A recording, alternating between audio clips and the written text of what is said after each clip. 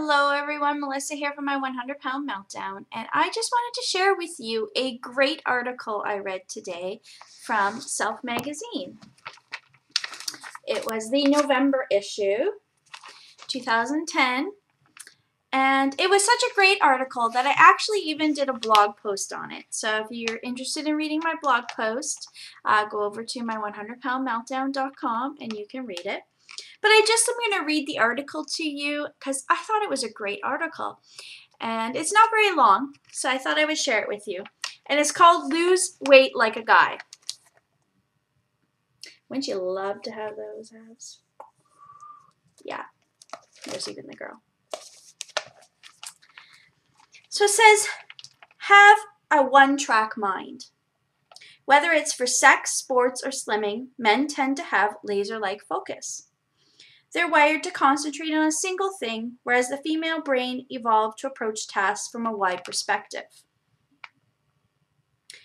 So a guy might decide to cut out beer or run sprints. That's his big plan. Most women, however, try to multitask, vowing to nix dessert, go vegan, ban soda, half portions, hit the gym at dawn. No wonder we fail. It's a chore reading that list.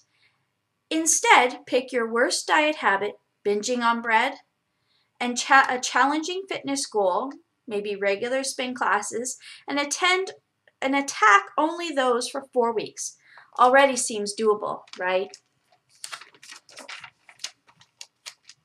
Act oblivious. It's no shocker men worry less than we do about what random Joe Smucks think of their body, aka social physique anxiety. You can't simply decide to adopt a dude's lack of self-consciousness, but flattering workout clothes can nudge your confidence enough that, like the XYs, you're able to focus more on you, taking the class, lifting the weights, or playing the sport that you will fit good. Grunt, groan, and sweat. These Neanderthal noises you hear from the guy one treadmill over, they signal intensity. And he's on to something. You burn more fat and tone muscles in less time with gasp-inducing cardio intervals, short, all-out stunts interspersed with stretches at a slower pace.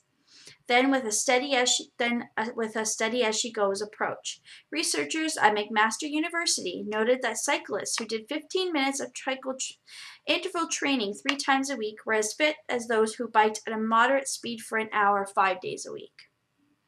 Imagine how trim you'd be doing 30 minutes of intervals. See for yourself.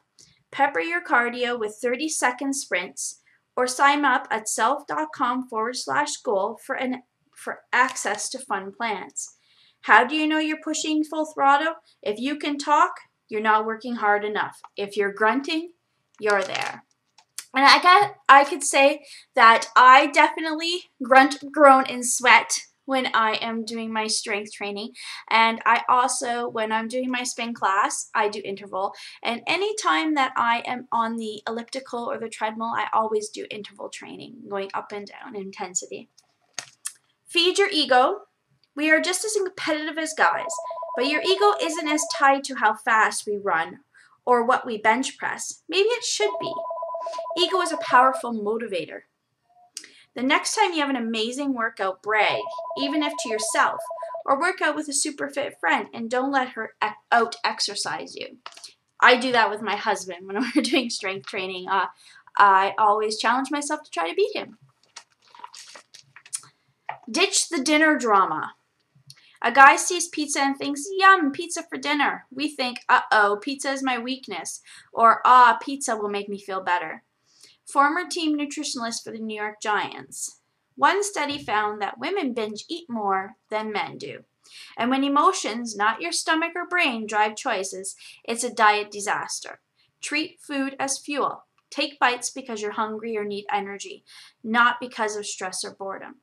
Think about your calories will do for your health and let yourself indulge occasionally, holding the guilt. Pizza, yum, period. And this one part is my favorite tip. Pump iron. I always talk about how important strength training is. Start thinking of your gym's weight room as the lose weight room. Strength training, which only about 17% of women do, revs metabolism, torches calories, and sculpts sexy muscles. It's so effective, in fact, that you should put cardio on the back burner and make strength training 60% of your routine. No joke, says Holly Perkins, an exercise TV trainer in Los Angeles. Another dude to do? Spend less time in machines and embrace free weights, especially barbells, which work more muscles. And then they have an article on the back that gives you some free weights. Remember that the muscle you're gaining weighs more than the fat you're losing. You may not drop pounds, but you'll be smaller and firmer, which is definitely something I need to remember after a little bit of a disappointing weigh-in for myself this past week. You'll also, yes, there's more. You get a hit of self-esteem. Strength training increases body satisfaction. Don't overthink. Do. Remember Rocky, the Italian stallion, didn't worry about when or where he'd train or whether he'd win. He began boxing sides of beef. Most men throw themselves into an exercise program without much planning. Most women ask a lot of questions and overthink things, which can create excuses and lead you to start putting off starting. Skip right to the action and results. Why not lace up and go for a quick jog right now? Curious about CrossFit? Sign up for a class right now and pay so you can't talk your way out of it later. Your new mantra, here today, pounds gone tomorrow. Eat real food. Guys don't usually munch on things like 100-calorie packed snacks. Research shows men are less likely to eat labeled diet or low-cal. And that's fine because you get more nutrients and avoid sneaky saturated fat by fueling up on whole foods, which are also more physiologically filling. Hungry? Reach for snacks such as nuts, turkey, cheese sticks, fruit, and vegetables. Care about your stats. Like us, a guy might use celebrity ripped body as a motivation to get to the gym, but what men tend to do and what women don't is supplement their look better goals with performance-based ones. In other words, although Roger Federer's physique may be a long-term target, a guy will also set out to do 10 more squats than last week. Approaching a workout this way, naming specific performance goals rather than seeing your session only as a means to a tighter rear end, makes you more successful. Why? You are engaged and have something achievable to strive for during each workout. And because goals constantly change, you get to revel in mini successes over and over versus waiting and waiting for the scale to budge. These benchmarks are also push you to try harder in the moment, which translates to a harder body later. When I move a woman's mindset away from the scale and challenge her to drop a minute from her mile time, she trains better.